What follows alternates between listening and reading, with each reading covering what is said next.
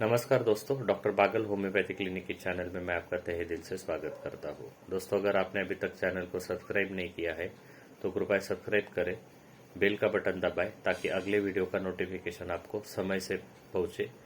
और कुछ आपकी कमेंट रहेगी तो ज़रूर कमेंट बॉक्स में लिखें। और अपने दोस्तों के साथ अगर आपको सही लगा मैटर तो आप अपने दोस्तों के साथ में ज़रूर शेयर करें। दोस्तों, आज हम लोग जानने वाले एक नई बीमारी के बारे में जो आजकल न्यूज़ चैनल में सुर्खियों में है।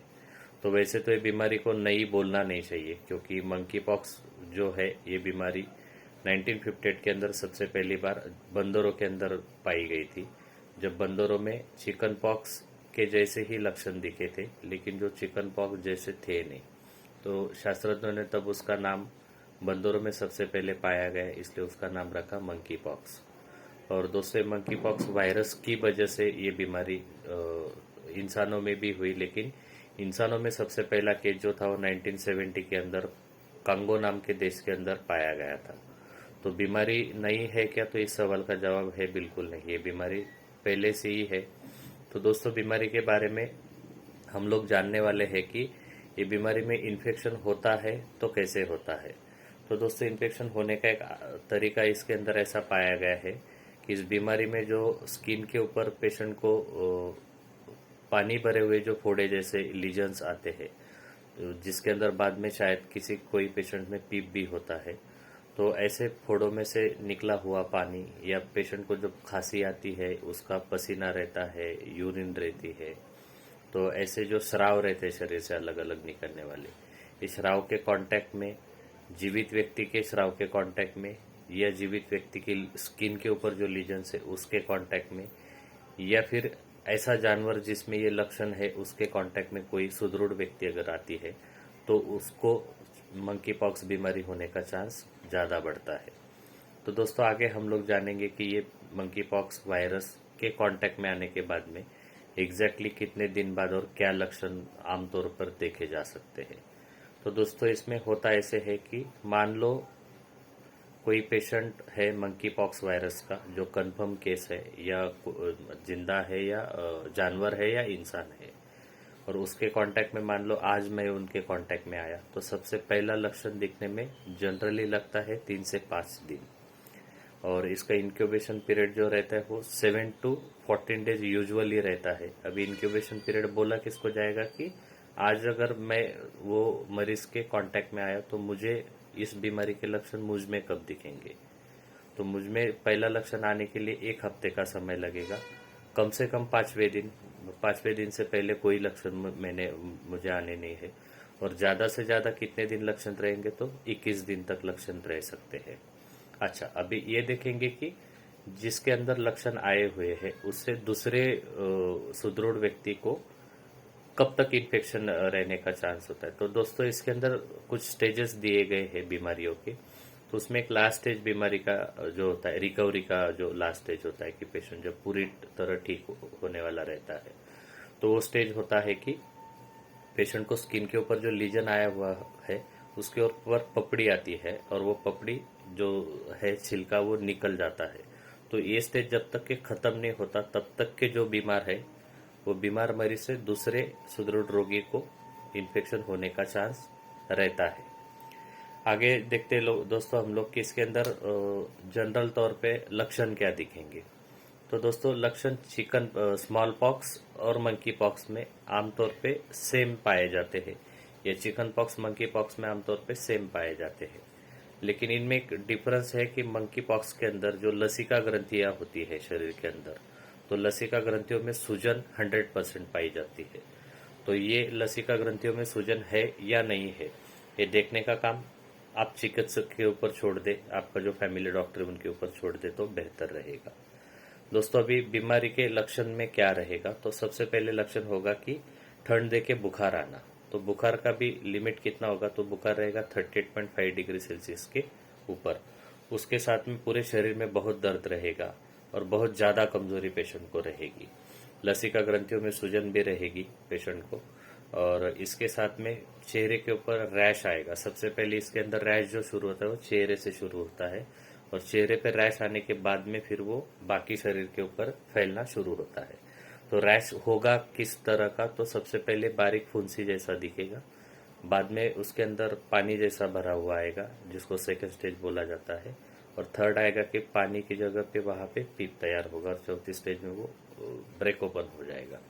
ये सारी स्टेजेस में वो जो पेशेंट है, पेशेंट से दूसरे सुदृढ़ व्यक्ति को इन्फेक्शन होने का चांस हमेशा ही रहेगा। जैसे भी हम लोगों ने पेशेंट के बारे में देखा, वैसे ही ये बीमारी सिर्फ पेशेंट से ना फैलते हुए कुछ जानवरों से भी फैल सकती है। तो जो हम लोग घर में कुत्ता पालते हैं या बिल्ली पालते हैं या स्ट्रे डॉग है या कोई भी जानवर है, उनसे ये बीमारियां फैल सकती है अगर उनके अंदर वैसे लक्षण पाए जाते हैं तो दोस्तों आगे हम लोग इसके बारे में देखेंगे कि ये जो बीमारी है तो बीमारी का प्रिवेंशन कैसे किया जाएगा, क्योंकि अभी कोविड-19 के प्रिवेंशन के लिए हम लोगों को लॉकडाउन का सहारा लेना पड़ा था और सारी दुनिया वो लॉकडाउन से बहुत परेशान हुई थी। तो जनरली हमको करना क्या है, तो करना इसके अंदर प्रिवेंशन एक ही है जो हमको कोविड ने आदत लगाई हुई है कि हाथ को दिन में से जितने ज़्यादा बार हो सके उतने ज़्यादा बार धोइए। अलग प्रिकॉशन सिर्फ इतना एक ही लेना है कि अगर आपके घर में कोई पालतू जानवर वगैरह है तो उनको आप जितना बार हैंडल करोगे उतनी बार हैंडल करने के बाद में हाथ को ज़्यादा से ज़्यादा पानी और साबुन से आपको धोना पड़ेगा। मास्क यूज़ करना है तो ज़रूर करने की ज़रूरत है, क्योंकि छींक और खांसी आने के बाद में बाहर जो बलगम निकलता है उससे ये संक्रमण एक रोगी से दूसरे सुदृढ़ या निरोगी आदमी को या निरोगी बंदे को ये इन्फेक्शन जाने का चांस ज़्यादा रहता है। और जिनके अंदर बीमारी कंफर्म हुई है उनका आइसोलेशन इसके अंदर जरूरी, जो हम लोगों ने कोविड में भी किया था। पेशेंट्स का या ये जानवर जो है इनके जो बेडिंग रहते हैं या जहाँ पे सोते हैं, तो अल्टीमेटली वहाँ पे इनका जो बॉडी से निकलने वाले अलग अलग टाइप के स्राव है वो स्राव लगे हुए रहते हैं। तो बेड के ऊपर पड़ा हुआ बेडशीट जो है, लिनन्स है, ओढ़ने वाले है या पहने हुए कपड़े है, तो इनसे भी अगर टच के कांटेक्ट में आ जाए तो हो सकता है। अभी टच होना जरूरी है तो ऐसा बिल्कुल नहीं है। एक तो नाक से एंट्री हो सकता है वायरस का, वहां से वो इन्फेक्ट करेगा आपको, मुंह से इन्फेक्ट करेगा, या स्किन के ऊपर कहीं पे जख्म है तो दोस्तों इस जख्म में ना एक जनरली हम लोग देखते हैं कि जरूरी नहीं होता कि जख्म बोलने से एकदम डीप कट हो या दिखने जैसा हो या घाव के अंदर से खून निकलेगा तभी आप उसको जख्म बोलो। तो कुछ जख्में ऐसी होती कि जिनका हमको महसूस भी नहीं होती कि वहां पे जख्म है करके। तो ऐसी छोटी छोटी बारीक जख्में होती है और वायरसेस रहते भी बहुत माइनर सा उनका साइज होता है और वो कहीं से भी वैसे एंट्री लेके अंदर चले जाते हैं। तो ये हो गया हम लोग प्रिवेंशन कैसे ले इसका। डॉक्टरों के बारे में खुद डॉक्टर तो मैं बोलना नहीं चाहूंगा कि डॉक्टरों के बारे में इनको प्रिवेंशन क्या करें, तो सेम कोविड में जो था वही कि पीपी किट यूज करेंगे। आगे दोस्तों हम लोग जानते हैं कि बीमारी का एग्जैक्टली निदान कैसे होता है। तो जो स्किन के ऊपर आया हुआ रैश है वो रैश के अंदर जो फ्लूइड है वो फ्लूइड निकाला जाता है और उसको एक आरटीपीसीआर टेस्टिंग के लिए लैब में भेजा जाता है।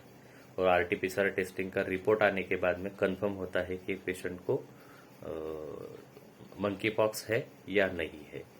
और इसका जो भी महाराष्ट्र के अंदर अगर हम लोग देखेंगे तो पुणे के अंदर जो लैब है, लैब वो पुणे की लैब के अंदर गवर्नमेंट ने वहाँ पे सेटअप रेडी किया हुआ है कि अगर कोई सस्पेक्टेड केस आता है तो वहाँ पे उनकी जांच हो सके।